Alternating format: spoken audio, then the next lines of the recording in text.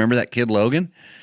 He probably could have looked it up for me. I'm just doing math here, which kind of hurts my head. If I want to know how to pet my cat properly, I might go go on a cat forum and ask how should I pet my cat? And then I'll get 600 answers over there. I mean, I've never done that before, but if I did, people always ask, what do you really think? This is the show where we answer motorcycle and motorcycle product related questions. Live from Pahrump, Nevada, the Valley of the Dirt People. It's Tech Talk, Taco Tuesday with your hosts, Jimmy Lewis and Logan Tyler. And we are live, and Logan is not here. Logan refuses to come in and co-host Tech Talk Taco Tuesday. I think. I never actually asked him, but I just thought I'd say that. And that's why I can't translate foreign languages, and I can't pronounce names and all the other stuff. But welcome, everybody. It's good to see people joining in so early, so quick on the show. My name is Jimmy Lewis. I am your host, and I might drink one of these tonight. I'm going to be crazy and do one of these. But I do have our favorite tequila of the night, which is the same one as last time because it's within arm's reach. But I'm going live on the Instagrams right now, and Brady wants to know what's the main page. If you go to @DirtBikeTest on YouTube, @DirtBikeTest on Facebooks, we are live there, and that's where you get to see all the fancy camera angles. You get to see this whole studio. You can if everybody else is watching, you get the Jimmy cam, and you get the guest cam, and see Scott Hoffman is not here, so we're just going to delete him. He was our guest last week.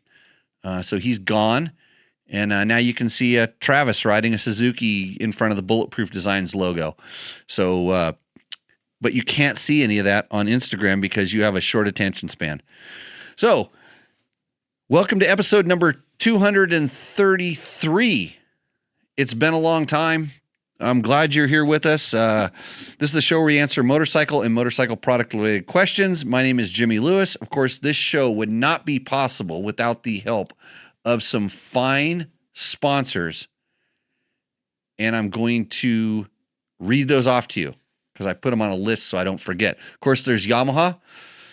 Yamaha makes really awesome motorcycles, and if you are wondering, like Brady did on the Instagrams, if he wanted to know if Beta is going to put KTM out of business, I think Yamaha is going to put KTM out of business because they sponsor this show, and that's probably the best investment dollars you could spend on advertising to bring this incredible content to the people. Because I like to help. This is how I try to give back once a week. Of course, we have Taco Moto, sponsors of Rooster Endo. We have exactly 2 submissions for Rooster Endo tonight. We'll get to that later on in this podcast. So just think, if you would have submitted a Rooster Endo, you would have a 33.3% chance of winning. But the 2 guys that did it, they have a 50% chance of making $100 tonight. Thanks to Taco Moto. That's tacomoto.co. If you need cool stuff for your dirt bike, they can help you out. Excellent customer service, and they have lots of. They really specialize in the KTM stuff, but they do the gases and the Huskies. They're into some of the other bikes. Go to tacomoto.co to check it out. Of course, there's Scott Sports. Someplace around in the background here, you see my collection of goggles. I need to pull some of those down because I've worn out or scratched up or beat up and washed my old ones too much. So I'm going to have to take my props away and start wearing them. I'll hang my worn out ones there.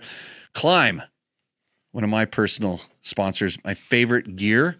They make incredibly comfortable, functional, long-lasting, durable, everything good gear. I'm wearing a Climb flannel tonight. So nice. I'm comfortable here. Of course, DDC, Trail Tech, Fasst Company. If you're in the Nevada, Utah, maybe California area, maybe Arizona area, it's not that far. Fasst Company is having the Fast 440 this weekend. I may show up. I don't want to say that I would race, but I might show up and ride. There will be it's basically a 6-hour race. A 6-hour. It's like there's like 6 hours of pre-racing and then a 40-minute sprint. So Fasst Company, that's at Mesquite. That's at the track out at Mesquite. I don't know the name of that particular track, but might go and do this. And of course, Bulletproof Designs. If you need some protection, some good durable protection for your bike, check out Bulletproof Designs. And of course, Double Take Mirrors. Always support this thing, which is Dirt Bike Test, by clicking through our Amazon or Rocky Mountain ATVMC links. The way you do that is go to dirtbiketest.com, hit the support us button. There's links there. You can really help us out. It does make a difference. So there we go. And I'm going to go to the Instagram question because I want to get back to that. KTM Jack. Okay, that wasn't the one. Brady asks, are the new KTMs garbage? And so with that, I'm going to sign off of the YouTubes. I'm going over to the main channels, and I will answer those questions there. I'm going to end it now. There we go. A lot of people saw that. At least 300,000, including some kid I don't know the name of, and a guy who may or may not have 8 national enduro championships. So good to see all those people on the Instagrams. And now we're going to go over to the other thing. So are the new KTM garbage? Absolutely not. They're awesome motorcycles. In fact, right now, if you have money in your pocket right now, there probably won't be too much of a better time to buy KTMs than right now. I mean, I'm seeing crazy deals. I paid as much as I could get a brand new 300. I paid for a used one back in 2019. So that's how good the deals are right now. So, yeah, just go to any deal. I think the dealers are flooded with inventory. It's kind of just the nature of things. And in the second question he asked was, is Beta going to put KTM out of business?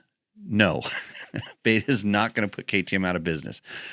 I have talked to a few people that are in the know, and the financials don't look that good for KTM. Like when you're asking for $100 million to go continue doing what you're doing. But at the same time, when you have a product like that and you see how much of the company is owned by, we'll call it insiders, and Mr. Pierre, who runs all those, Pierre Mobility Group and stuff like that, seems to be pretty savvy with how he does business. And I would think that, yeah, it doesn't look good on paper, but when you have a product like that, it's not going anyplace. That's my take. That's what I think. But then again, probably should. I'm the guy that's adverse to making money, so you might not want to take my financial advice on anything. But now is a good time to buy a motorcycle. So Chris Snewitt says he doesn't have any hair. Let's see. And wait a minute. He's responding to Marco's question. Hi, Jimmy. I do have my thinking cap on. I'm ready to learn. I don't know how that works. And then Motorcycle Storage from Las Vegas says, fabulous.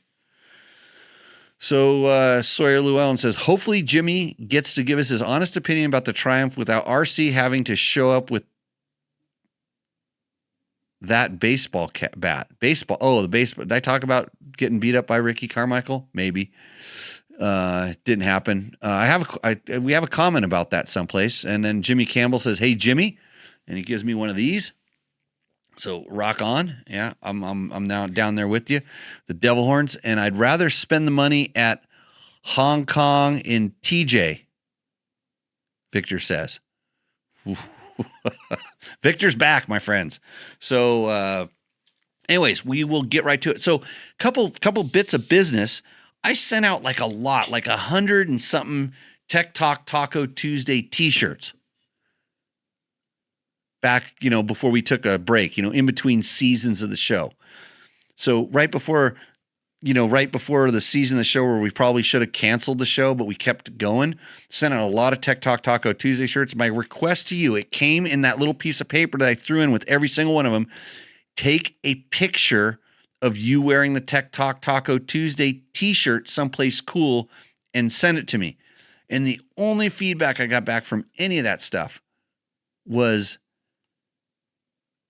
one guy that said his t-shirt was a pile of crap. So send those photos in. We're going to put them on the show, and I may or may not, if I remember to or I have time to, I will reward you for sending in those photos. I won't embarrass you that much, except putting you on this show. But make sure it's in a cool place. I mean, like really cool place, not like Hong Kong's and TJ, Victor. Mm-hmm.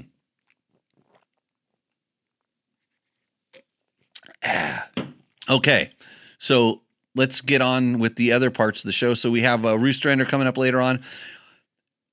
Because everybody wants me to talk about the Triumph video, to tell them what I really think, I'm going to do exactly that.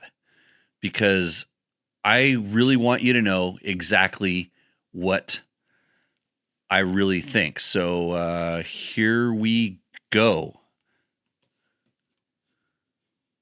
If I can get my cursor over there and make this thing work, I can get it going.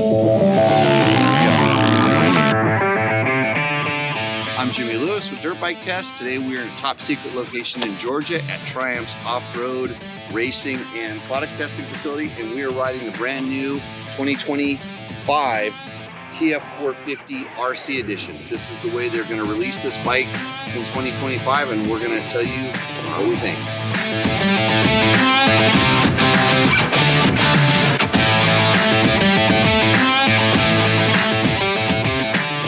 Triumph has had a plan with this 450. They're saying they're all in, and from the perceived impression of the 250, it's been very successful. So here's what we know about this 450. They looked at everybody else's bikes. They've been testing all the different bikes. They've got Ricky Carmichael involved. It's looking like a successful way to go about doing this. The 450 is essentially the same as the 250 in the chassis and the suspension. The suspension's tuned a little bit different, but you could literally interchange the motors. And the bikes were sort of developed in parallel. They just decided to release the 250 first. Now, the biggest difference is the engine. And although they're the same bolt pattern for mounting, everything is different. Instead of being a double overhead cam, the 450 is a single overhead cam, 4-valve. I'm your football best man. When all eyes are on you, my eyes are glued to the game. They're too cheap. I should have kept that going. Engine with a 5-speed transmission. It has a hydraulic clutch. It has Del Ordo fuel injection and engine management by Athena.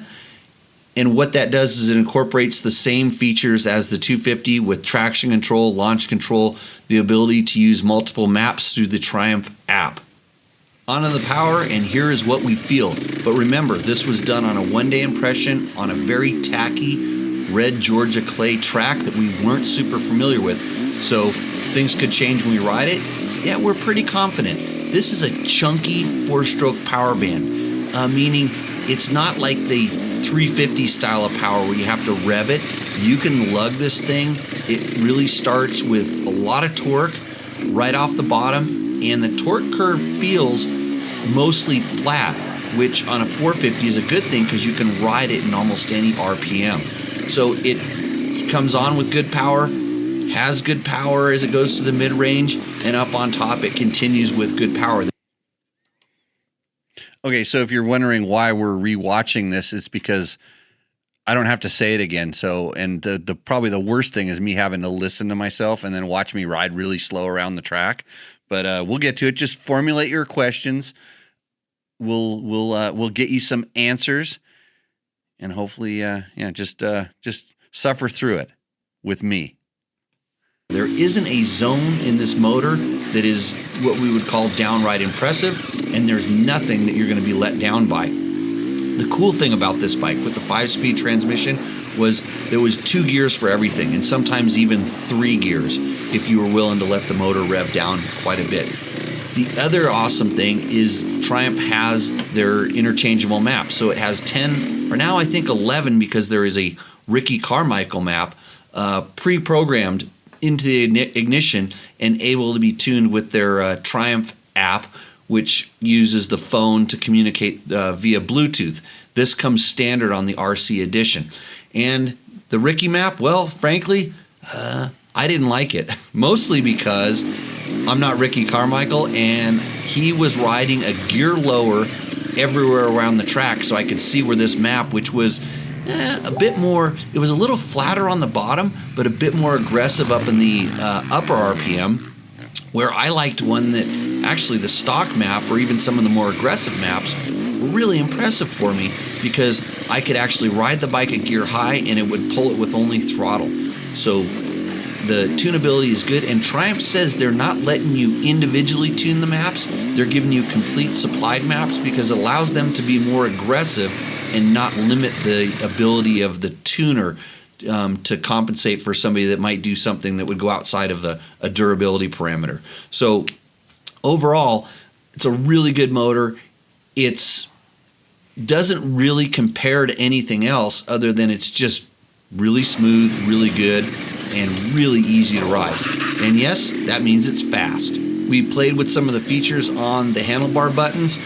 Traction control, couldn't tell. There was just too much traction all day and very few places, even in the morning in the mud, where we could get it to actually activate.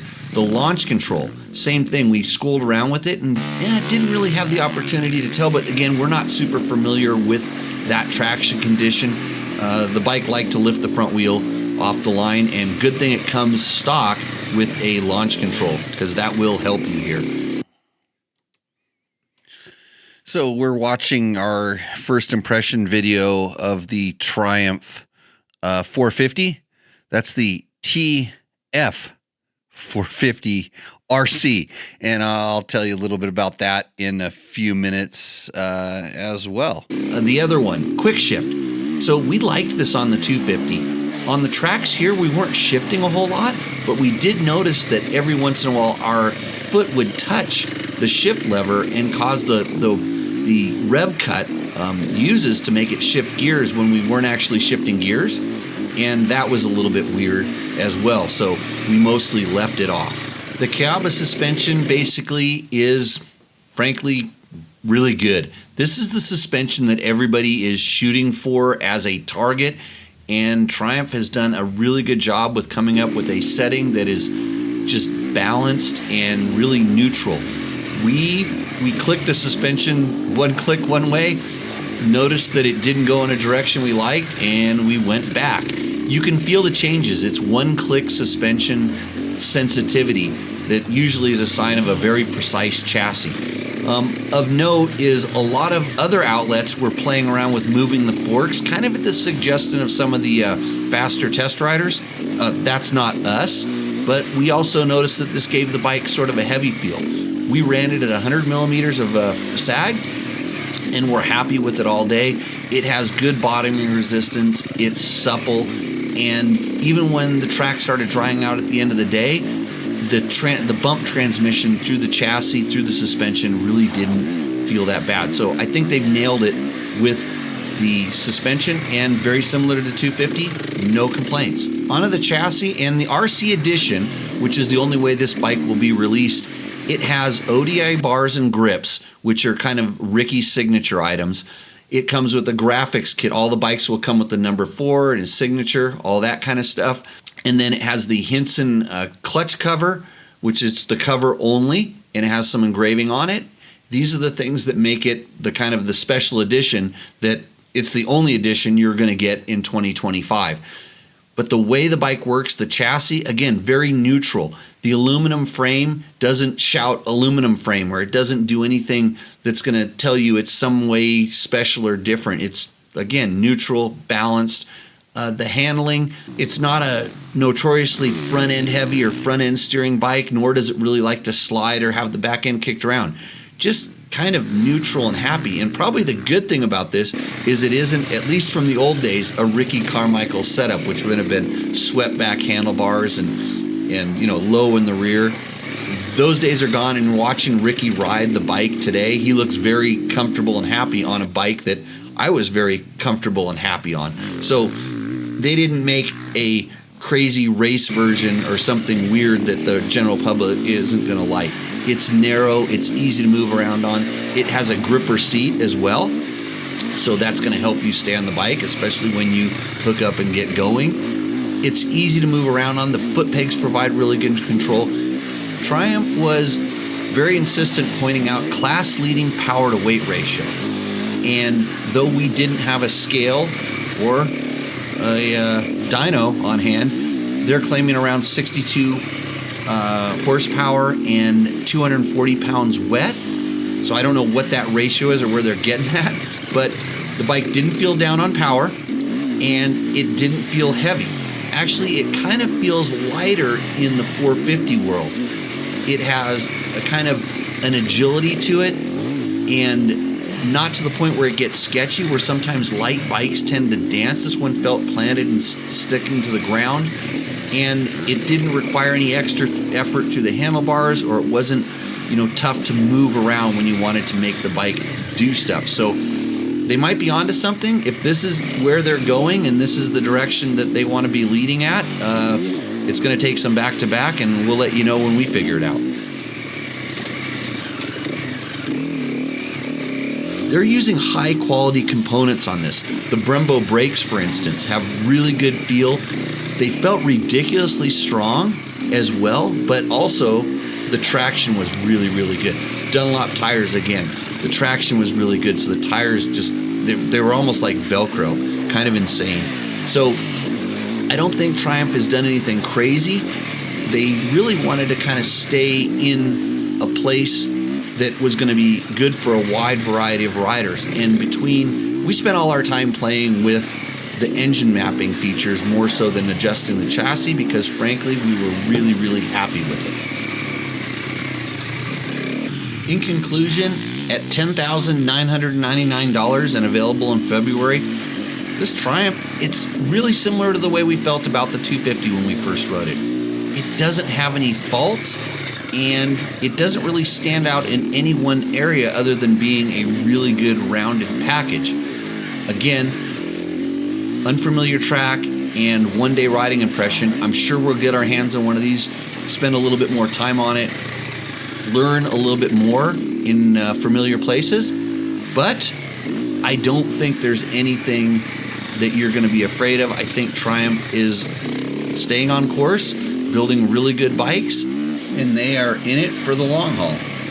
So after a day of riding the TF 450 RC, that's what we think. So check us out over at dirtbiketest.com, everything. It's all over the interwebs, and leave comments, and we'll talk about it on Tech Talk Taco Tuesday. Okay, enough of that. Now you've had to watch that video. If you've watched it before, sorry. You can just go to the bathroom. So that's what I thought about them. It's exactly what I thought about the bike. So people always ask, what do you really think? If I really thought anything different, I wouldn't put it on. I would put it on the video. I mean, that's the reason I do the videos, so I don't have to repeat it over and over again. So that's what I really think. So if you have questions, now you've seen the video, now you can ask the questions. And let's see. Tony Worth said, I sent my picture in. Well, maybe it'll be a next time, but you're going up against Victor. And yeah, you did get the Triumph video. So I do as I'm told. So George Justice, who has I think maybe, I can't remember if he's famous or not, but I think he co-hosted on this show once. I forget people. He says, I'm sure enjoying Monkey Butt. There's a Jim Lewis mention, but it seems way early in the story to be you. Highly recommend the book. Yeah, Monkey Butt right here. I'll pull that up and flash it up for the camera. This is Monkey Butt. Rick Simon, he was the editor of Dirt Bike Magazine, call him the father of Dirt Bike Magazine, really. He passed away recently, but the book's still available. I think it's going for $5,000 a copy right now. I have 2 of them, and I'll sell one. So good times. I'm riding Monkey Butt too, very slowly. Like, if Rick talks about how slow of a motorcycle racer he was, that's how slow I am at writing a book. So just so you know. Jimmy Campbell says, I'll send you a picture going up bear trap in the spring. Oh wait, so though they're talking about sending the pictures of the t-shirts. That's good. And Tony, when did you send your picture in? I sent my picture in, he says. Maybe I didn't get it. It's my name at dirtbiketest.com. That's how you send me stuff if you want to coordinate with me on the show. If you try to go through my riding school page or other stuff, it gets lost in the mail. Trust me. Bear trap. Yeah. Don't tear your shirt. Let's see. Utah Desert Racer says, seems cool, but I don't ride moto, so I'm not buying one. Don't worry, they're going to make off-road versions too. And Chris Reel, who also texted me while we were watching me ride around and not do the double jumps, that's because I wanted to get more jumps in. That's why people go, why don't you jump that double? Because I wanted to get more jumps in than everybody else. The Triumph sounds like a good overall package. This is correct. As a package, that's probably the most surprising thing about it. It was just like the 250. It's the same. It's that same thing. It's like they did their homework. They looked at stuff. They figured they didn't go outside of the box. They didn't try to reinvent the wheel.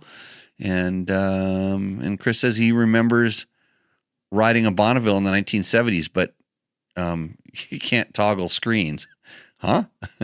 Okay. Let's see. Not the one guy was riding in Baja. I'm not sure. Victor. So lots of stuff going on in the chat. If you are watching this live, you get to watch the chat kind of float around. It's up there in the corner. If you're listening to this in the podcast format, it's really horrible live. It's almost as bad as watching that video that I just played, watching me ride. So Travis Mullaney says, I bought an 06 KX250 smoker, and that means two-stroke for all the people, that was built by Swap Moto for Alex Ray. Okay. It has air forks off of a KX450 and not sure I like them. Only got to ride the trails, so interested to test on a track. What's your opinion of air versus spring? So Travis, I don't know who builds bikes for Swap Moto because I've never seen Don Maeda with a wrench in his hand. Never. He's good with a camera. He can post videos faster than anybody else I know. I've never seen him touch a wrench. So I don't know who built that. He probably had somebody build it and did it that way. But air forks. I like air forks. I always have liked air forks. They are a little too complex for most people. In other words, you have to kind of like your tires, you have to make sure there's air in them and there's the right pressure of air in them. And some of the air forks with multiple chambers, with multiple air chambers, you had to check all of the chambers and understand what each chamber did. If I just wanted to hop on my bike and ride, I think that air forks, especially multi-chamber ones, suck because you just want to hop on your bike and ride. And most people don't even check their sag, so how can you expect them to check their air in their forks? But they're lighter. The ones on the more recent KTMs I felt really good. They were, they didn't leak. They self-bled between the chambers and stuff. So you set them and you didn't have to set multiple chambers. They're way lighter than a spring fork. In other words, you're taking all the way to the spring out. So I like that feeling and I like the progressive nature of an air fork. So I like them. If you're trail riding a motorbike, I don't know if that's going to work. That might be kind of the worst situation for them because you're going to want the fork to be a little bit softer. And so you let air out. And since it is more progressive, you can get more softer per, you can make it softer, but if it sacks out, if it kind of gets soft to the point where then it kind of gets harsh. And so, yeah, and I'm pretty sure that they put the air forks off of a KX450 on it because someone wanted the spring forks for another bike. Or who knows? I don't know. But that's my opinion, Travis. Let me know if I answered your question accurately or gave you enough information about that. But I do like air forks. If it wasn't for having to check them, I would like them on everything, as long as they're as durable as what, current spring forks are. And I think the latest versions were actually really good. The early versions, there was problems. They definitely had some seal issues and stuff like that. Rally Navigator, Rally Roadbook Systems, which I use, by the way. I'm a big supporter of Rally Navigator. That's a mic over there. He says, is Triumph making a street legal dual sport version? The answer is not yet, but I think the answer is 100% yes. We asked them that, and there was a lot of, I don't know if they actually answered the question, but there was a lot of head shaking up and down to answer yes. So May, he sent it back in May. Tony sent my picture. He's Tony, I get all kinds of stuff gets lost in my world. So I'm sorry about that. I'll do my best. Again, show brought to you by good companies like Yamaha, Taco Moto, Scott Sports, Climb, DDC, Double Take Mirrors, Bulletproof Designs, Trail Tech, and Fasst Company, makers of the Flex handlebars. I ride a lot, and my wrists are bad, and Flex handlebars very much are the reason I can ride day after day and still have wrists that don't swell up and creak and crumble. Spot on. Travis says, I'm not familiar with them, but that breakdown made perfect sense. Thank you. That's what we aim to do here at Tech Talk Taco Tuesday. Welcoming all the people from the EXC and XC Performance chat over on Facebook over, because I troll around there a little bit. I kind of answer questions when I feel that I can provide more information than the 146 other people that answer every question that goes up there. So if you do have a question over there and you don't know which, and here's where I was going to go with that. If you ask a question on a forum and you get 146 answers, how do you know what is going to help you decide which the right answer is, what the right thing to do? Are you just going to collectively, because if you're asking the question, you obviously don't know the answer. Are you just crowdsourcing and you're just going to go with kind of the best thing? Because when I decide to look at all the comments, and once I see 10 comments on there, I'm not going to look anymore, because it's going to take too long unless I'm kind of doing some just research to see what people are saying about a particular thing. And man, I don't know if I, and because I do this on other things. Let's say there's something else I'm interested in, like cat. I like my cat. I have a cat, and if I want to know how to pet my cat properly, I might go go on a cat forum and ask, like, how should I pet my cat? And then I'll get 600 answers over there. I mean, I've never done that before, but if I did, how would you know, how do you know the best cat petting person is, or gardening, or, when I do construction, I'm not good at that either. But I'll go to the University of Google or University of YouTube to watch how everybody else is, floating a floor, or maybe, wiring up some electric. And it's scary, because it's the same kind of person that's answering those questions that's answering your questions on these motorcycle forums. And if you have that much time to spend, I like a helpful person to come along every once in a while. And I'm talking about myself when I say, I don't like talking about myself that much, but in this context, because I'm helping, when I go on this, I really want to help, but then I see all the answers and I'm like, I'm just going to sound like a complete tool bag, because I'm probably going to say something that's not as cool as what the other people are saying, because generally I look at a few things when I answer a question. I have a lot of experience. I've done it before. I've been in your position. I know what works. I'm cheap to a point that I'll spend a lot of money to get it right when I really want to make it work. And so there's all these factors where I'm going to give you the answer that's probably the least expensive answer first, because that's where I would start. And then if you want to ramp it up a little bit, I can answer in that way. So I'm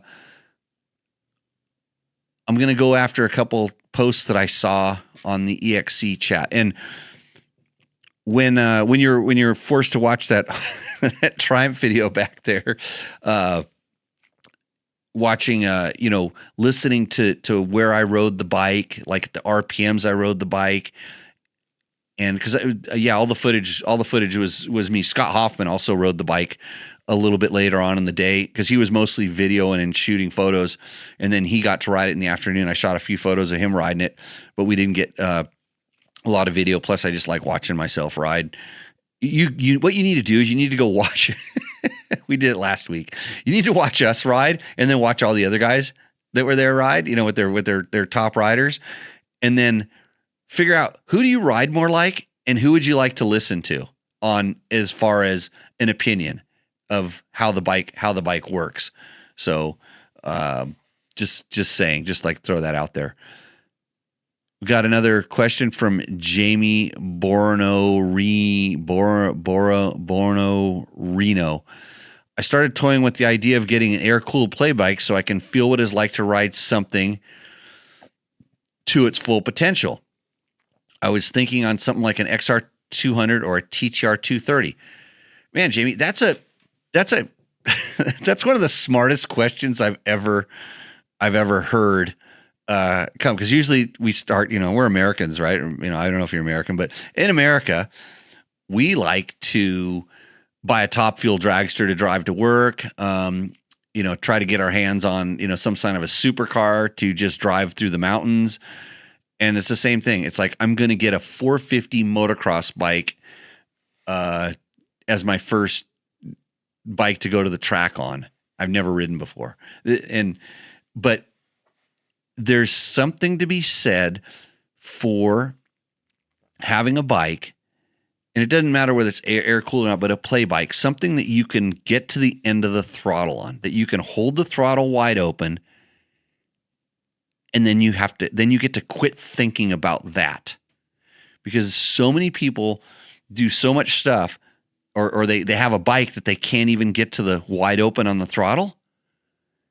And like the Triumph 450 we rode, it was so rare that I got that throttle like really, really buried. And if I did get it buried, I was like a gear or two high, and it was at a low RPM, so it wasn't making near peak horsepower.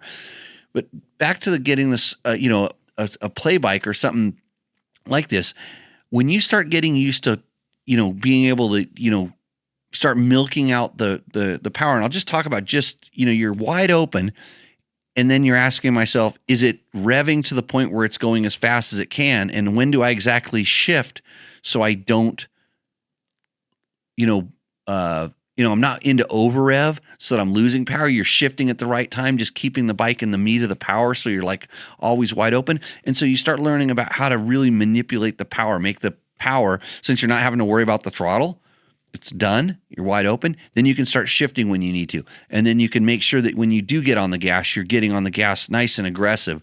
And you will learn a lot just in power management from there, because there's one less thing to think about, the throttle. And then you start realizing on bikes that don't have a lot of power, you start picking lines and making line selections that aren't going to slow the bike down. You'll start radiusing turns. You'll start, being smoother. You'll wait a little bit longer before you get on the brakes. You'll start realizing you can use more brakes. You can get off the gas and slow down quicker. And all the mechanics of riding more efficiently, more faster, learning how your body position on the motorcycle can affect how it handles, how it works.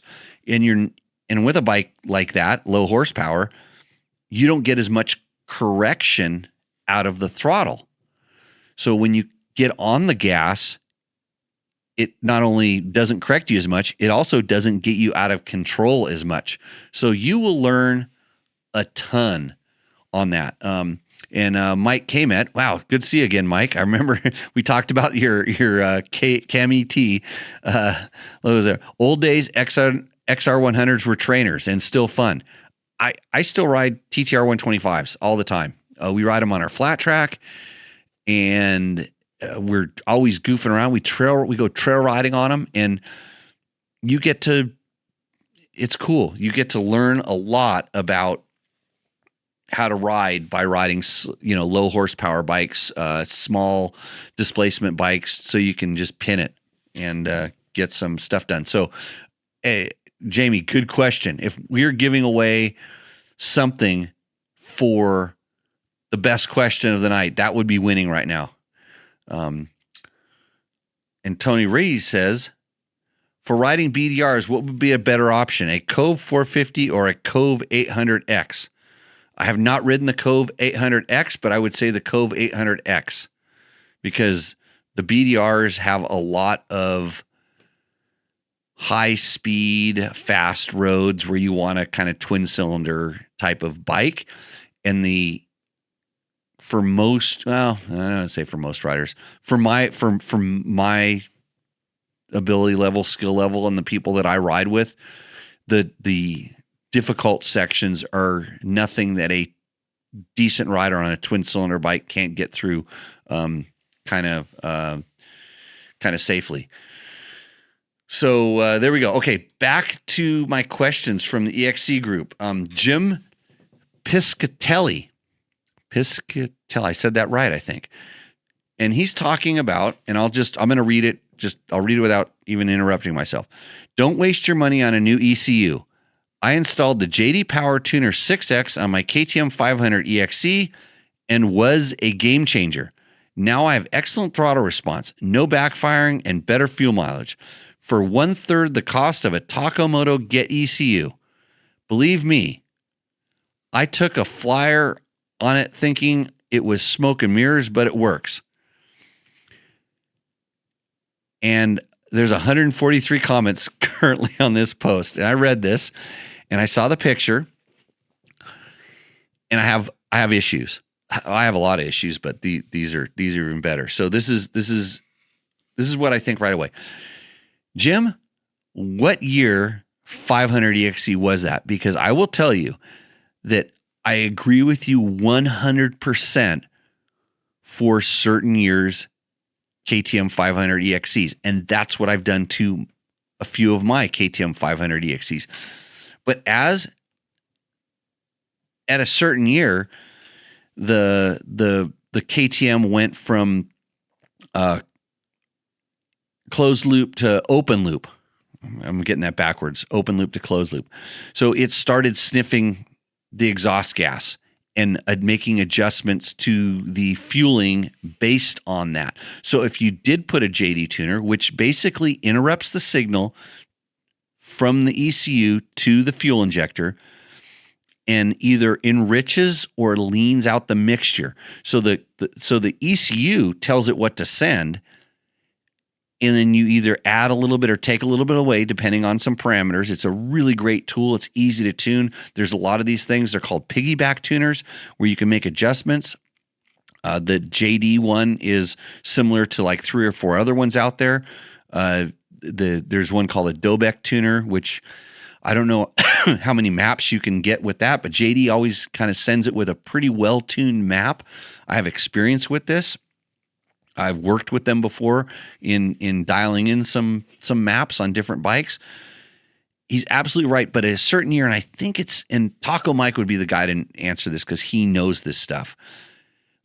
There's a year, I think it's like 2019, where all of a sudden the KTM starts, we'll call it sniffing the exhaust. And so if you modify the map through a piggyback tuner, it tries to correct it. It says, uh-oh, I'm too rich or I'm too lean, and it tries to correct it.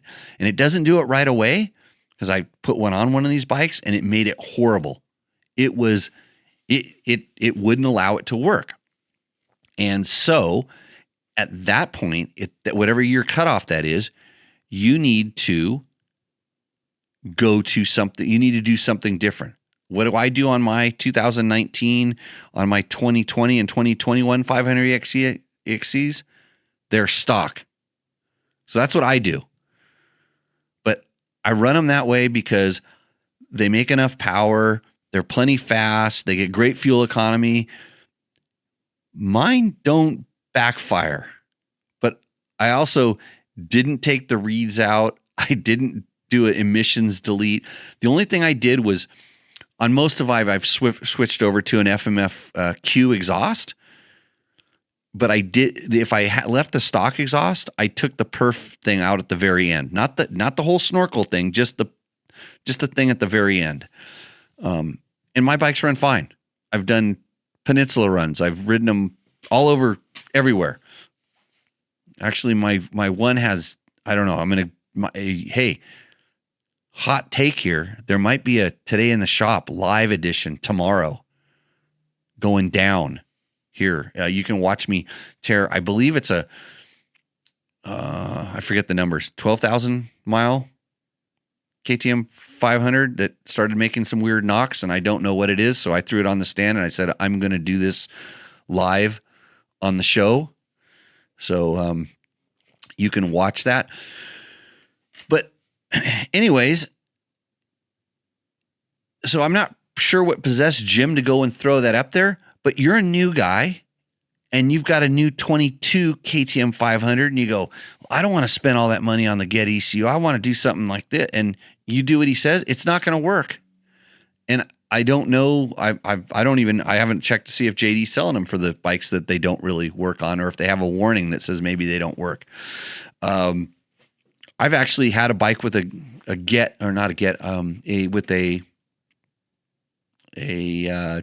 what's a Vortex ECU, and I also had the JD tuner on there, and that completely didn't work either. Like those two things got in a fight and didn't work.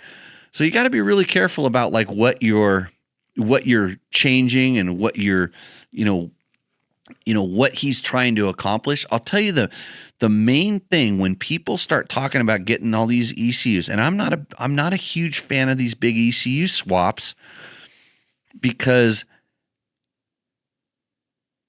the companies, when they build these bikes, and it's not just KTM, it's any of these companies, they spend a lot of time getting a tune that works. And for sure, the first thing it has to work for is meeting sound and emissions. And I'm going to say that in order again, meeting sound and then emissions. And then it has to perform adequately. And they do. And sometimes they're a little bit goofy and wonky, but I'll tell you how they meet the sound. They put the RPM limit down. They lower the RPM limit. So when you feel like your 500 EXC doesn't rev far enough, that's probably a good reason to really start thinking about a different ECU, more so than I just want more power. Because I promise you that in almost every rider that I have ever encountered that wasn't a super high level rider, and we're talking like, really elite riders, and I'm not even including myself in that group, when they're riding, they're never they're never at the RPMs where the ECU, where the competition, the extra ECU revs, they're never there. And if they needed more power, they could always turn their throttle farther. And they don't do that. They want to turn their throttle a little bit and get something out of it. And generally that's fine when you're in really good traction or you're on a dirt road or something like that. But once you get in something technical, most of those ECUs tend to do stuff that we'll call it, gives it parking lot bounce, gives it really good, like kind of crazy throttle response, too much throttle response. And then it makes them worse riders. So that's my thing. I didn't read the 143 comments, but I'll tell you what they said. Everybody put about their own comments about how everything worked and why you needed to get it. And I got this ECU and I got this pipe and I got that. And I put the double squirt injectors on there, and I cut the emission stuff off and threw it in the trash. They don't know what it does, but they did it anyways, and all the things. So unless really know what you're doing, I would say just leave it alone. Leave it stock. That's my rant for this kind of stuff. John Buckle has a question. Contemplating a TPI 250 or 300 XCW for desert and mountain trail riding. He's a 200-pound rider. What is your preference between the two for rideability and longevity? I do have an opinion on this. I know. And it was funny because Chuck's son, who is a show guest on this, he's a 250 guy, loves the 250. And I'm a 300 guy, love the 300. I always sort of have like the 300. I liked the 300 back in the old days with the 250 ignition box on it because it let it rev farther. Just speaking of what I just talked about. So longevity, exactly the same. You're not going to get, there's not going to be really no difference between the two. I mean, if you really broke it down, maybe since the 300 makes a little bit more power, it could have a little bit, it could wear, I would say, long wearing stuff out, like maybe the transmission or something like that, but I've never seen any issues. I wouldn't worry about longevity. I think between those two bikes, they're the same. The difference is the more you like torquey power, like you like to ride a gear high, the more the 300 becomes a better bike. The 250 likes to be ridden in the proper gear, and if you like to ride it higher, like mid to upper RPMs, the 250 is a better bike. You can ride it faster. It seems like it would.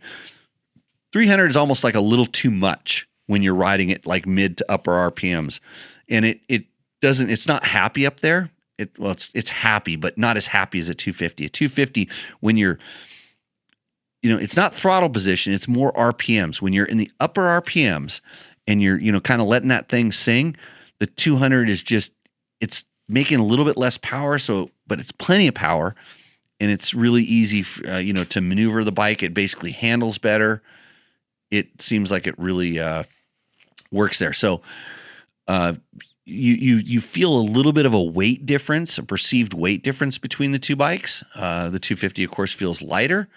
And at 200 pounds, you're not at a weight where you're going to need the grunt the 300 house. The 250 is still going to get the job done.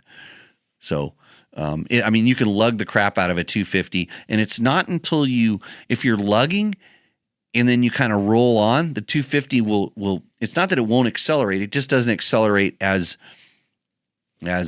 authoritatively as the 300 will. So take that for what it's worth. Hopefully that answered the question. And Chris Reel says, on the ECU swap for dual sport guys, and Chris knows, when you do a race setup map, expect to get fewer miles per gallon. This is correct. The OE maps have some fuel trim that extends the miles per gallon. This is correct.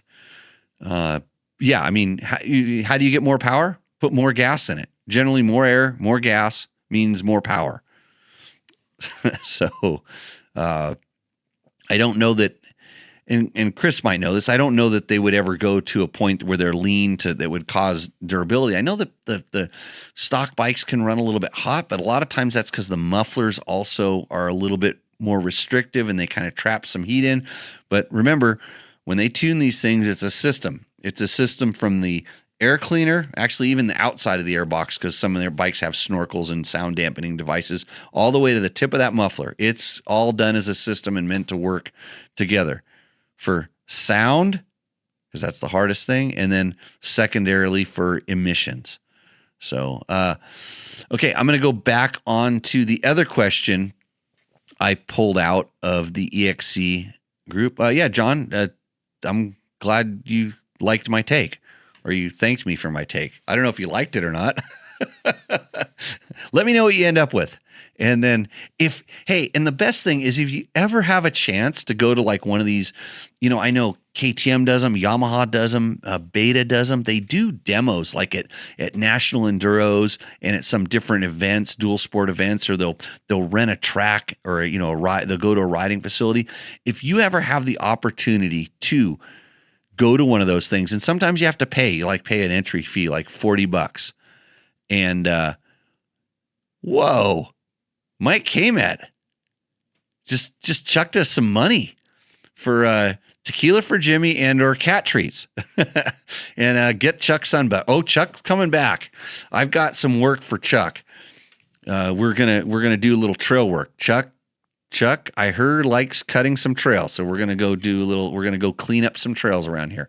Thank you. I really appreciate that. But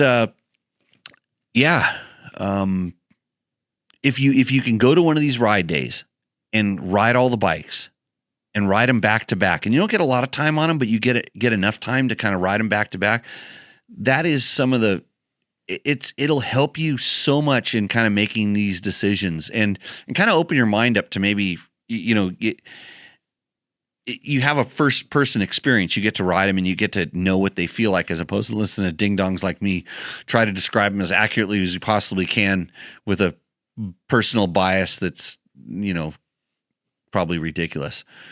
So next one from the EXC group, Mike Sweeney says, my goal is to eliminate flameouts. Okay. After searching this group, I think my plan is to get my stock ECU tune, get a power end cap, remove the reeds, get a screenless air cage, and an O2 delete. My bike is a 23 FE 350S. I can do all this for $550. What is the group consensus? So, Mike, the group is going to tell you 20 other different options, and at least 3 of them will probably be pretty good, but you're going to get 20 things. And I don't know how, if you didn't know, if you want to eliminate flameouts, I'm kind of curious, like, well, what exactly is a quote flameout? That's a term that I'm not exactly sure. Is it like a backfire, or is it a backfire meaning there was somehow there was extra gas in the exhaust and then it met some air and it exploded, which is a backfire, which is kind of generally a result of a richish condition most of the time, or an air leak in your exhaust. So there's ways you can fix that, and all of the stuff that you're kind of talking about is going to create a much leaner condition, except for get your stock ECU tuned. I'd be really interested to see how, where that's going, how that thing. So Tim Anderson says a stall is typically low speed. So you're saying that the bike is not geared properly for the speed you're riding, or you're in the wrong gear, or what? Or you don't have the throttle control to modulate it properly? Because I was just riding a 2003 KTM 250 RFS. And if you want to talk about one of the most over-carbureted bikes that you have to be careful with how you turn your wrist on, that is it. And so I can ride that thing fine all the time because I know what I'm doing with my wrist. And I've ridden, I don't know about a 23 FE 350S. I've ridden the KTM version of that. And I never had any problems with, quote, flameouts. And remember, this show is brought to you by Yamaha. Of course, Yamaha does not make a dual sport 350cc motorcycle. If they did, it would obviously be the best. And, they know that. That's why they don't make it, because they want to leave room for other manufacturers. Yamaha makes the best power tuning app known to man that's available on all their YZ 4-strokes. If you have one, you could actually tune the flame out, I think. I've never had them flame out, but you could tune that out. So, get a Yamaha, but they don't make the dual sport bikes. So, I've heard people talk about this and complain about it, and it's like, what's the root cause of the problem? And doing all those things, I don't know if it's actually going to fix it, because I've been riding with guys that had a bike and complained about something similar to what you're talking about. And then they got all this stuff and they said it was gone, but I was riding with them and I watched them stall just as many times. I think, especially on the 350, and Tim Anderson says early KTM 350 XCF was really bad. It would just randomly stall. So in reality, what's going on here is they're trying to make these bikes higher performance, quicker revving, less weight feel in the engine. So they're taking a lot of the mass out. So there's a lot of inertia in the crank and in the flywheel weight and all these things. And sometimes, the bike has a tendency to stall because of the load that was put on it. And especially when you're at low RPMs, and this was really common on big 4-strokes back in the day, that if you open the throttle at the wrong time, because it's turning so slow based on what it's doing, you can actually cause the bike to, it's not going to go. All of a sudden, the mixture is not right. It's doesn't have enough inertia to keep that crank going. And we got a definition of flame out from George. When you turn the throttle from idle faster and farther than you ever would riding it, and it coughs and dies. Where'd you get that definition from? Did you ask Google? Because if I had Logan here, remember that kid Logan? He probably could have looked it up for me. But I'm amazing at doing this show all by myself. I'll just have you know. And Jamie Bornino says Borno Reno says raising idle speed surely helps. Bingo, that's correct. I should give Jamie that $10. That's what I should have said all along. On my FE 350, the idle speed was critical. Says Chris Reel, and this is true. I don't know why I just overlooked that completely, but Mike Sweeney wants to spend $550, and I want to tell him to turn his idle speed up. Actually, I forgot to tell him to turn his idle speed up because I just went on a rampage. And the Utah Desert Racer says, that's why I like 302 strokes. He gets no flame out. Oh, you want to bet? Let's see. And George put a comment up that we can't read. I'm going to have a little sip of, this one is, Don Cayo, something. Yeah, George gets most of his wisdom there. I don't know that that's the correct answer. So, okay, got a couple other questions that we pulled from some things. Benjamin Steiner is talking about our Triumph video. And Benjamin Steiner says, so for the 250, they, meaning Triumph, copied the KTM engine.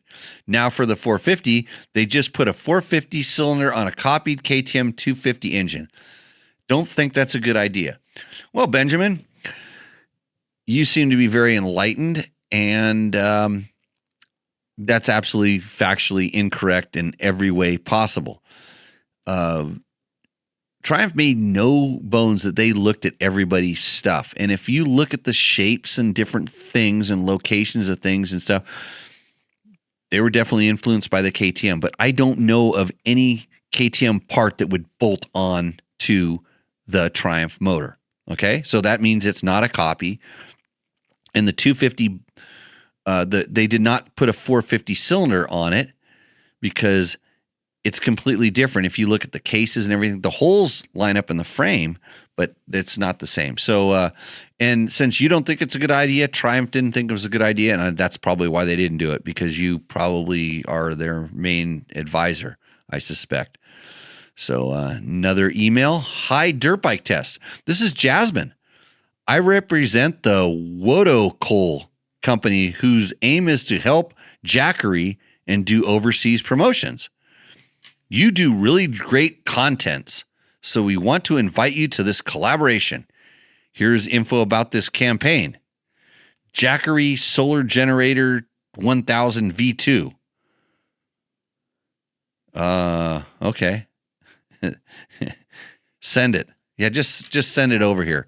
You can get my address off the internets. Dear Dirt Bike Test, I wish you a wonderful day.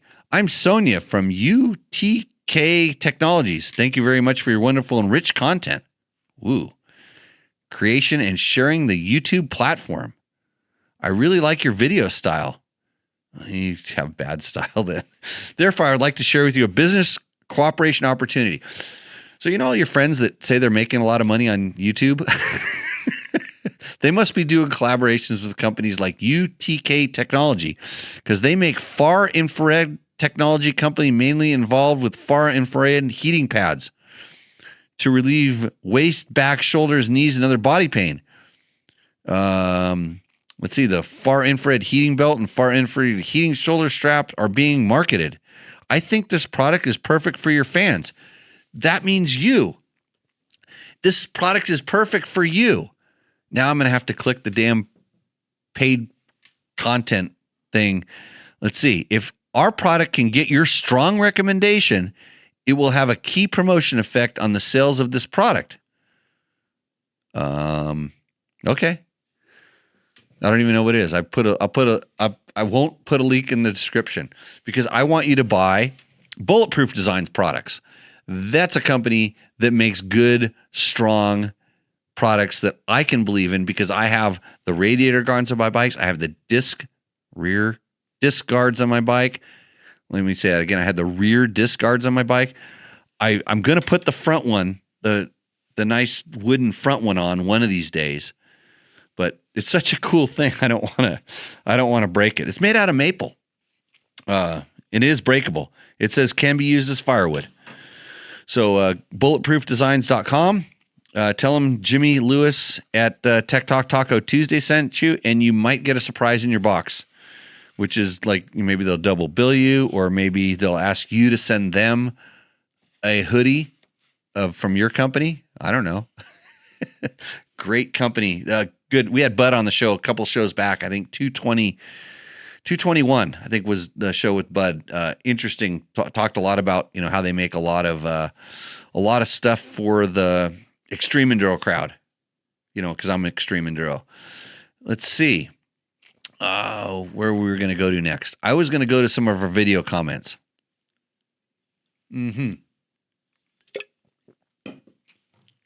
At American Enigma says, talking about our Triumph review, finally a review for the everyday rider.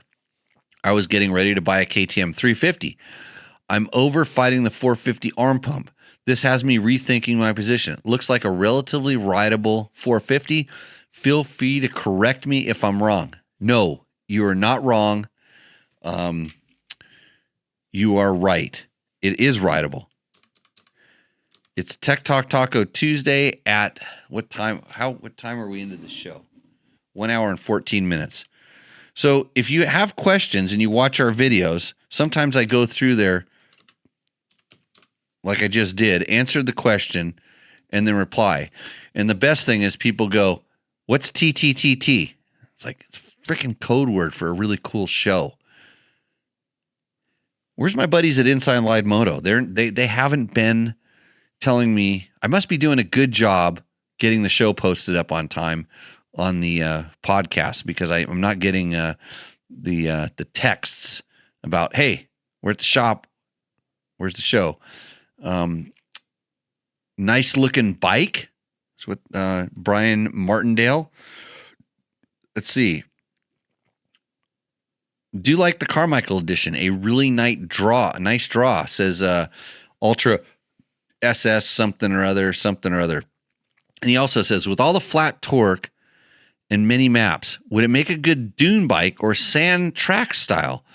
When it gets in Nevada, hopefully there might be some more intensive testing. Well, I don't know if it's going to end up in Nevada. It'll probably end up in California because it's a motocross bike and there's a lot of tracks there. So we'll turn it over to our track team. I will show up and ride it for sure at some point, because I do want to. When I ride at a different facility, a place I'm not familiar with, I always like to ride the bike at some place I'm familiar with so I can get more of a grasp. And if you watch that video, that was a very gummy, Georgia red clay, and it rained the night before. It was really kind of slippery, but it rutted up really quick. It was so. I don't want to say it was. It that dirt aerated really quick, and there was lots of really good ruts and fun thing. But that way, when I ride it someplace I'm familiar with, I can kind of compare it and I have a better bearing on how it works in different locations. I think that's something that as a test rider, it's really important to do, to be able to switch between, so you can kind of, I would say, theorize on what the bike will know actually how it works. And it's not, you're not kind of really influenced by the track you were on, although it was like Velcro. There was so much traction. It was crazy. Andy 5786 says it's going to be a great 450 for Triumph first into MX. Thanks. And he's from Great Britain. Or he's saying thanks, Great Britain. And he's got a Chelsea sticker on his thing. Yeah, I think it's going to be a good bike for them too. Ride for Life 311 says, do you know if Salt Lake City will have a Triumph dealer that carries these? No, I don't know. I don't know this, but if they have a Triumph dealer, they'll probably carry these. Ride for Life also says, looks like a very well-behaved and balanced bike. I'm excited to try one. Well, go to your local Triumph dealer in Salt Lake City and ask them if they'll be getting it. I think Triumph, they don't have dirt-only dealers, but there's some dealers that are dirt dealers. Like they it's like an add-on. I guess you don't have to take the dirt bikes. I don't know why you wouldn't, because it gets a lot of new traffic in there. So yeah, those are the questions we had on the Triumph. Pretty good. I wish I had, like, at this point, I wish I had a what do they call it, like a producer or something like that would help me push the buttons, because I can't figure out where. No, I don't want to look at my copyright right now. I want to look at. I want to find out where all the other questions went to.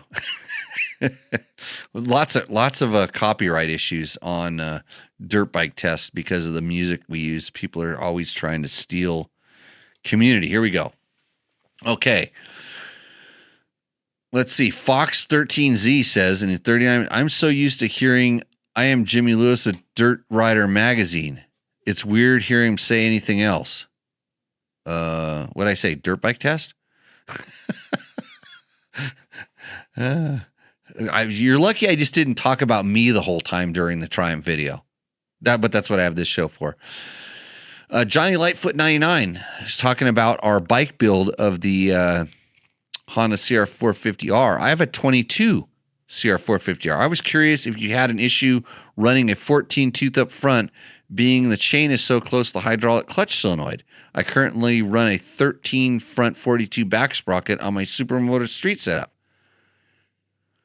Huh.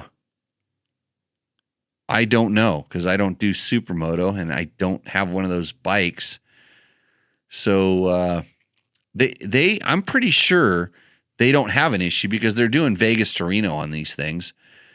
And if there was an issue with it running on the thing, that would be a problem. So yeah, you shouldn't put street wheels on any dirt bike. It's just a bad idea. That's my take. I killed Supermoto, by the way. I take responsibility for that. Check out our 4 million view modded KTM Adventure R. No, it's an all-wheel drive KTM adventure bike. And it's not electric motor on that thing, by the way. Some people said, oh, it's an electric motor, it'll never last. No, it's a Christini setup, gear drive, and it still doesn't last. Too much power. Let's see. What was the next question? Someone's guessing that my CR450X would go 100 miles an hour, and it only went 96. Okay, here we go. Hedgeman83 says, but the front is electric, though. So how reliable is it over 10 to 15 years? I have to correct myself. Now I see it as actually mechanical. Genius. What a... So I remember when he said it was electric, and he watched this enough times. It doesn't matter whether it's electric or not. This thing was only reliable for about an hour or two. But it was a prototype, and my job, when I had this bike, my job was to break it. That's what my job was with Christini, was to take this thing out and abuse it and break it. And I broke it multiple times, and we kept kind of chasing the failure stream. And then by the time we were doing this, KTM had moved on to the other platform, and the possibility of that going on a production bike was less. And so we quit fixing it. So that's how you build and develop things, is you take it and you give it to somebody that can abuse it under, what we call normal circumstances. And then sometimes you just run out of, okay, this isn't needed anymore. If there was a bike category that needs all-wheel drive, it's adventure bikes. I really wish that I wish it was an option, just like four-wheel drive trucks. If you've ever been in a four-wheel drive truck and you drive it in two-wheel drive, you get stuck, you push a button and it drives right out. That's what it does for adventure bikes. So, and then Super Disco 199 says our riding impression of the 2025 Honda CRF 250 Works Edition says good work. Would be interested to see how it works off-road. Well, they will probably, I don't know if they're going to make a Works Edition. I don't think they do, of the CRF 250 RX, but that's how it works. Let's see. Victor says you can just rub some habanero sauce on your beep and it will warm them better than far infrared. I'll tell you a secret now that's getting not a secret, it's a tech tip. It's a tech tip, a nugget. If you're ever riding and when it's really cold and your face starts getting like wind freeze and stuff like this, and this is something don't ask me how I've learned it, but I did it. So those like little atomic fireball candies? Like, you get a couple of those things and just put them between your cheek and gum, because when you're wearing your helmet with the pads in there, it's kind of hard to get it down. But you can kind of put it in the back, and you put a couple of those suckers in your mouth and just let them stew in there while you're riding. It kind of makes the brain freeze go away. So I have not tried habanero sauce on but I'm thinking that maybe having a couple of chili peppers to just chew on while you're freezing your face off while you're riding. That could go a long way. And Utah Desert Rider 1806, not to be confused with Utah Desert Rider that's in the chat right now, I hope, says, as per Triumph, I'm not very interested in anything Ricky Carmichael. Wow. He was the GOAT. Great. I simply don't care what he says or does. I won't be buying a Triumph. I'm slow and I don't ride moto. But he loves my show and he wants to thank me. Wow. That's mean. Like, Ricky's a really cool... Ricky's nice. I've always... it's funny. Maybe because I was just a different kind of journalist. I wasn't like just bugging these racers all the time when I had to talk to them, interview them, or do whatever. I actually hated doing that. But Ricky was always very cordial and ridiculously professional. And he's still, to this day, he's like that. But when he turns off, like when he's not working for someone, he's just with his buddies and just BSing, he's really interesting, funny guy. And I wish he would turn off more, especially when he's commentating and racing. I wish he would say what he really thinks, but he is a professional. He does really good. And it was interesting to talk to him. I got to talk to him. I did the one video that we played on last week's Tech Talk Taco Tuesday, kind of answering one of our questions. But I talked with Ricky about like one of the bikes, one of the second worst factory bike I ever rode was his Honda. It was his 250 two-stroke. And and I thought it was the four-stroke. And he said that was the best factory bike he ever had. His Honda CRF 450 four-stroke, 2004, I believe it was. But I rode his 2002 or 2003 CR 250 two-stroke that had the swept back bars and was really low. And so we were just joking about that kind of stuff. And he vividly remembers all this stuff. And then we talked a little bit about, it's like he knows that regular people don't want a, quote, Ricky Carmichael setup.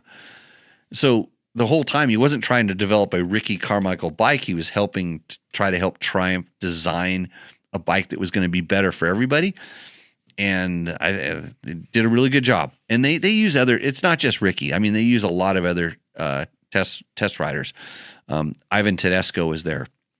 There was even Cervantes, who's working probably on the enduro bikes that you're going to see pretty soon. He was there at the thing, and they pull feedback from a lot of different people, and so yeah, you should care what Ricky does. I think Ricky's a good person for our sport, and Jeff Stanton as well. Jeff Stanton was there, and Jeff and I. He remembers Langtown from back in the day. He wanted to race it because he's a big XR enthusiast. He has like one of every model year XR, and they do this grass track race that I'm still trying to get it. I guess I got an invite. Now I just got to figure out how to get a factory ride because it's hard to get my bikes back to Michigan, but want to be doing this.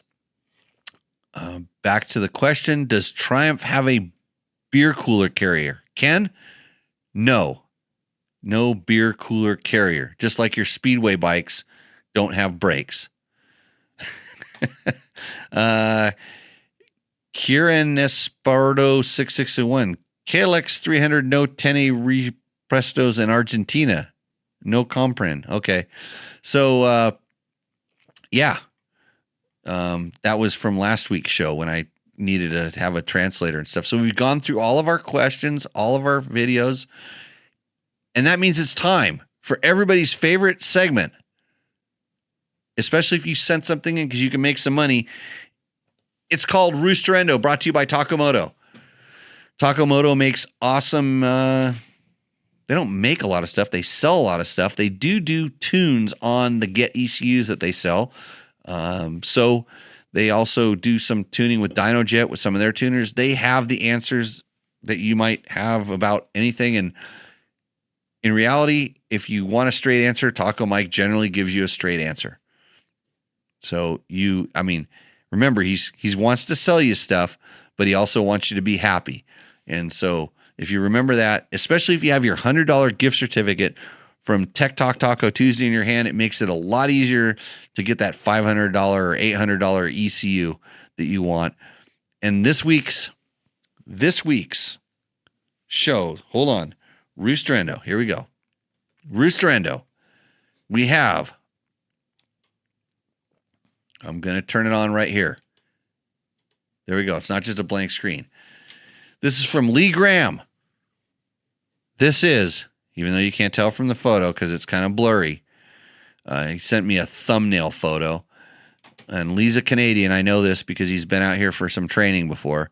It's a 2023 Gas EX 250F. And his coloring makes it look like a KTM because it looks orange in the back and red in the front. He tried to get the fall colors, but I think it confused the sensor on his flip phone when he took this photo. We do sometimes bitch a little bit about the photography and stuff. At least this thing is out in the wild. Although it's so blurry, I can't tell whether I really want to ride there or not, or he just rolled it out of his cave that he lives in Canada, pushed it up out of the ground, because at this time of year, you're digging deep. You're going back into the ground in Canada. So he probably took it up for its last little bit of sun. And this bike has an Achirby skid plate. That's good. Enduro Engineering radiator guards. I think that's good too. Although since Bulletproof Design sponsors this show, you would have got bonus points for that because we just play to all of our sponsors here. Enduro Engineering handguards. Achirby's makes good handguards, but Enduro Engineering ones are good too.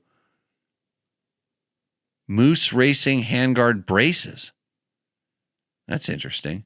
Oh, I think I've seen these before. They make it kind of like a wraparound kind of thing. Larger rear spring. Yep. And he says he's gone to Jimmy Lewis Off-Road Riding School and Rally Training.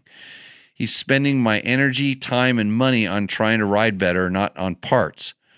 The late season ride in Ontario on November 14th before the snow flies. Yeah, good on you, Lee, for getting out there. So, does the bike flame out? That's all I can do is look at this thing and just think that it's constantly flaming out because you don't have the end cap removed and the reeds out of it and the power up something or others. And Lee's not a little guy. That's why he has a larger rear spring. I know this. Okay, so that's submission number 1. At this point, if Lee were in the chat, he could defend himself, tell me all the things about his bike or make excuses. But he's up against Brian Dotterwick, who, here we go, Brian has 2 bikes. Oh boy. Let me see what we got here. He took at least 4 minutes to roll the bikes out of the garage and give me the information. My 23 EC 250 and ES 500. The 23 has 880 miles, Cycra handguard, skid plate, seat concept, seat, Tusk Shark. 24 ES 500 has handguards, so only far 111.1 miles. This will be my BDR dual sport bike. I kind of read it the best I could because there's some commas, but there's some no spaces and improper punctuation and capitalization. These bikes do look pretty much brand new. It's an all gas rooster endo this time. So one gas will roost and one will endo. I'm just checking these things out. I think you have the seat concept seat on the wrong bike, but you do have a license plate on your 300 also, because you want that 500 to be like the more comfy BDR bike. You need to switch the seats because that's a good butt cushion on that 300. On the 300, you need to be standing up, and I'm noticing he doesn't say he has a on the 300, and I can't see it, but he does have the Tusk Shark on the back, and I wonder if he's hiding a Bulletproof Designs front disc rotor protector, because this has been a recurring theme. People do position their bikes, but showing how much time he took on getting me the information, which was lackluster, and the photos, which, like I said, just looks like he rolled them out of the garage. I'm kind of more interested in, the deck furniture out there, and I can't really see inside. He's got a double take mirror, and he didn't mention that on the 500. That's a sponsor plug right there. Double take mirrors. Hey, speaking of double take, have you seen their new mirror? It looks kind of like the old one, but it is so much better. If you want a double take discount code, or maybe a discount code, or maybe a little surprise from anything else, send me an email. I'm also spying a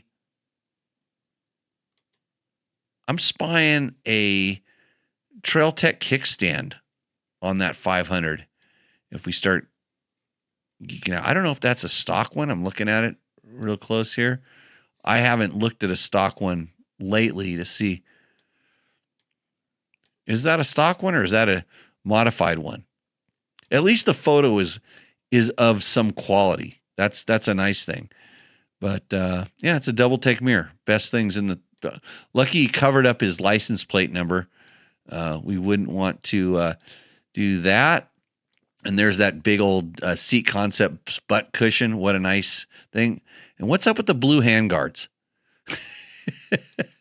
So, okay. So there's where we're at with our Rooster Endo submissions, everybody. Stock kickstand, says Tim Anderson. Thanks for pointing that out. I because the Trail Tech ones used to have those nice kind of cutouts. If you're looking for a replacement kickstand for your KTM, Trail Tech has the answer. Stronger than stock. But I tell you what, do not let those bolts get loose or strip out, because it is a pain in the ass to fix when your kickstand starts going. And like I tell people that rent our bikes, if your KTM is basically, the kickstand can barely hold up the weight of the bike, maybe the bike plus a little bit. If you crawl on and off your motorcycle with that kickstand down, you are going to be sorry you did. Oh, Brian says, no front disc guard. The 500 I just got, stock kickstand. So we got it. So Brian, since you're in the chat there, thanks for joining us on Facebook tonight. How long did it take you to construct the entire, from rolling the bikes out of the garage to pushing send on the email? I'm curious. I'm guessing, let's see, rolling the bikes out of the garage would have been like 4 minutes, and typing in that email, which looks like it was done on the phone immediately after you rolled them out of the thing. There's 12 minutes invested. East Coast Mountain Bike says, excessive flame. Hold on. Here we go. Excessive flame outside. He means on excessive flame outs on my Husky 350 usually means it's time to clean the fuel injector. We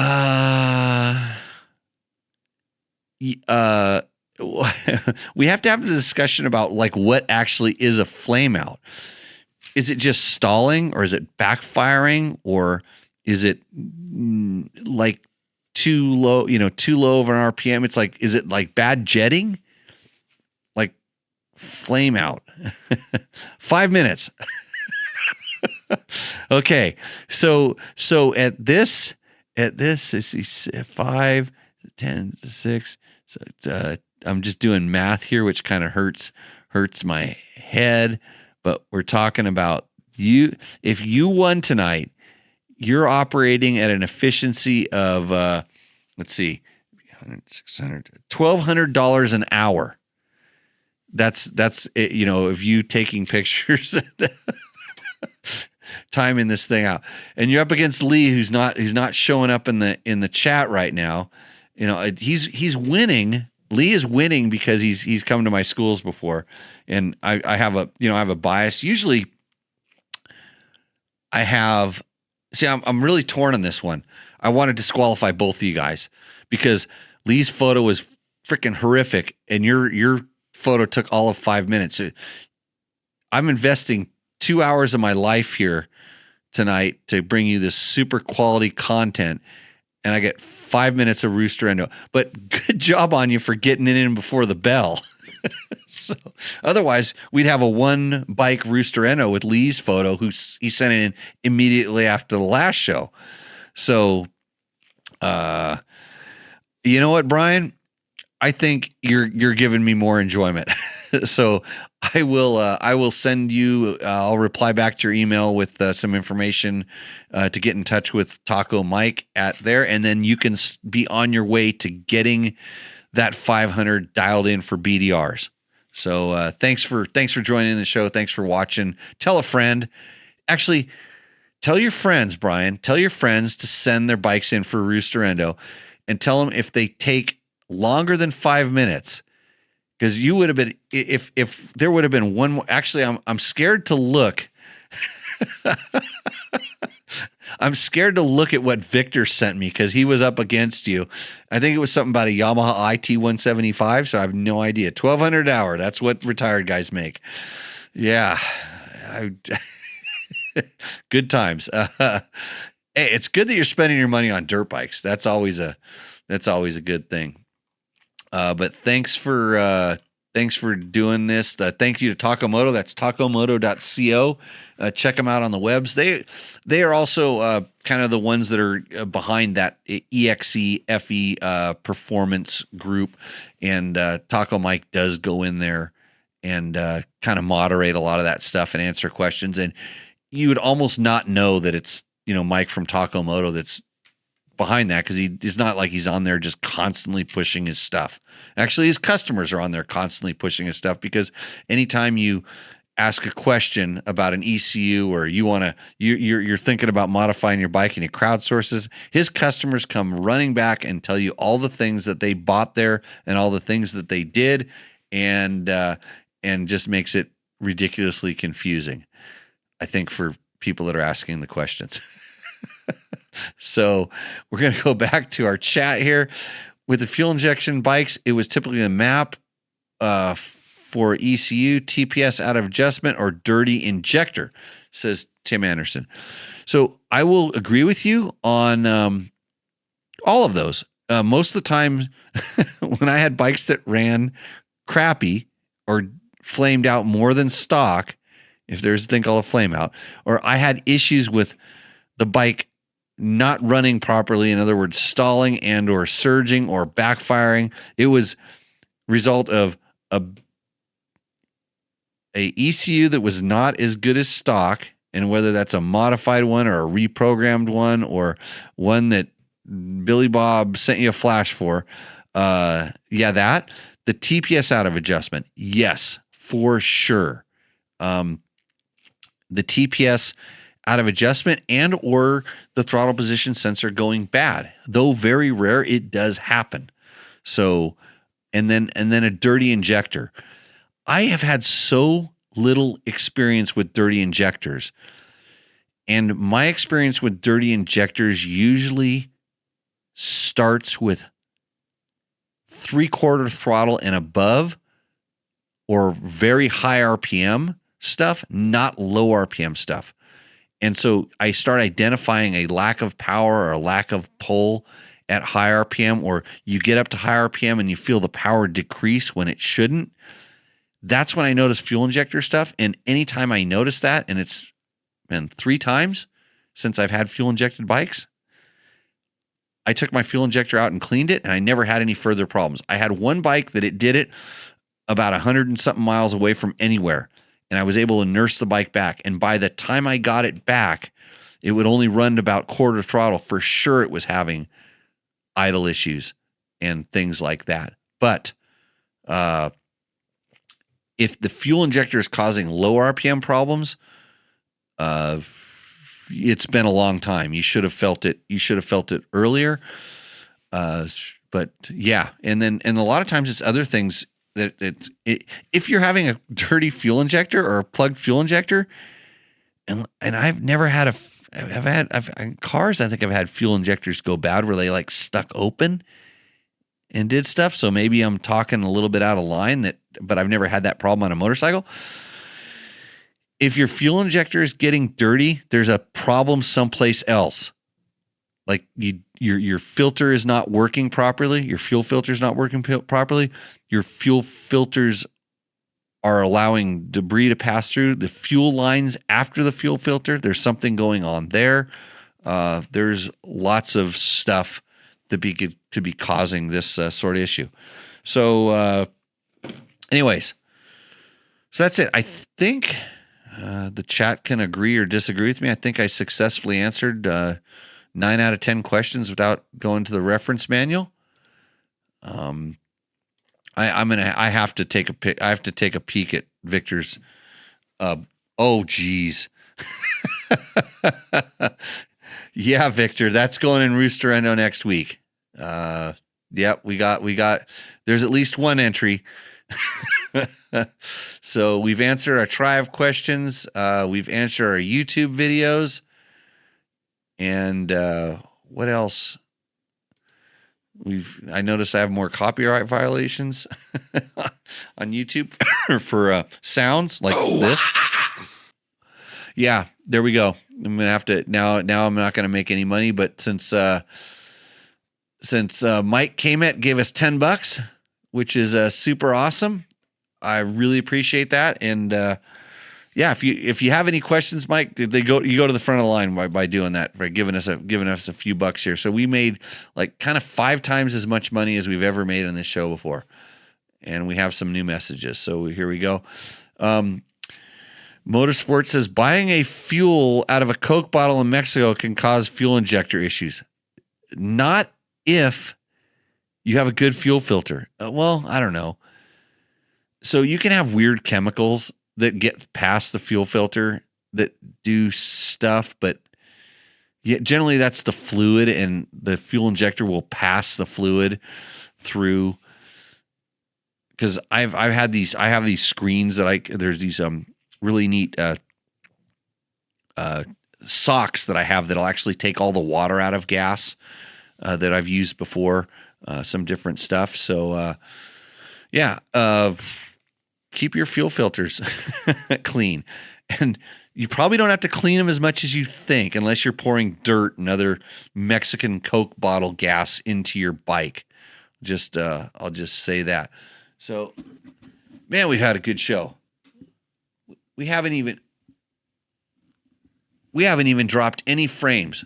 This is amazing. I don't know how I fixed it, but if you're around tomorrow and during the day and your job is really boring and you want to get fired, check out Today in the Shop. I'm going to do a KTM 500 rebuild at some point, I hope, if I don't have to go riding or have meetings about motocross parks and stuff like that.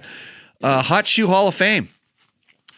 The Hot Shoe Hall of Fame is going on the first part of January in Las Vegas. Support that. If you know somebody that should be in the Hot Shoe Hall of Fame, I'm already in it, so you can't support me. Let me know. I can send you an application to have somebody abducted into that. I think I'm gonna abduct 2 people that I know, and then the Off-Road Motorsports Hall of Fame. You can go check out some cool stuff there. That's larger. That's all off-road, not just guys that slid around on tracks or made impacts on 2 wheels. The Off-Road Hall of Fame is all off-road, which is like Baja and short track racing and anything to do with the dirt. You can go to Off-Road Motorsports Hall of Fame, omhoff.org, and check that out. If you want to have some bad dreams, Jerry Bernardo wrote a book for you. It's called Coffee Brewed with a Graveyard Mist. Maybe we'll read a section from that one of these times when I need to. I'm reading it right now, and it's scaring me. I'll put it away. Okay. I think that's really it. Be sure to support us. Go to dirtbiketest.com. Watch our videos. Click on that little tab up there that says support us. Let's make an impact this week, people. Let's buy some stuff. Like with this Black Friday thing coming up, go to the Amazon one when you buy that new TV set or whatever you're going to buy on Black Friday, blow up dolls or whatever you got going, Victor. I don't know. Essay. Hey, hold on. Yeah, just getting down there, Victor, Okay. Keeping it real. What else is going on? I think that's really it. I think I'm going to get my XR150 video going up, which should be pretty cool. Honda XR150. I have a thing for XRs. Don't know what else to tell you about. If you have questions, comments, or concerns, for sure leave them in the chat. You can always reach us. My name at dirtbiketest.com. Not my name, but whatever my name is. I say it enough. My name is Jimmy Lewis. But it's just the first part of my name, and you can make this show better by giving us content. I'm gonna have, the best part about this show sometimes is I at the end of the show I'll go ahead and pour myself some. I'm gonna throw it onto the emergency cam, by the way, in case there's an emergency. We always have this camera because this would be an emergency situation. What I'm doing right there, actually, just put that thing down. When all else fails, so if I'm on the emergency cam, so sometimes I'll do this at the end of the show. I'll have one for the show, and then I kind of do the sign off. And the next morning when I come back to re-edit everything, I find a half a shot of tequila sitting here. So here's for tomorrow. And with that, we will see you out in the trail. Cheers, everybody. Till next week. Ciao. If you liked what you saw in this video, come check us out over at dirtbiketest.com on the webs. We have bike tests, product tests, a lot of fresh dirt, and you can even support us by clicking through our links. Hopefully, we'll see you out in the trail.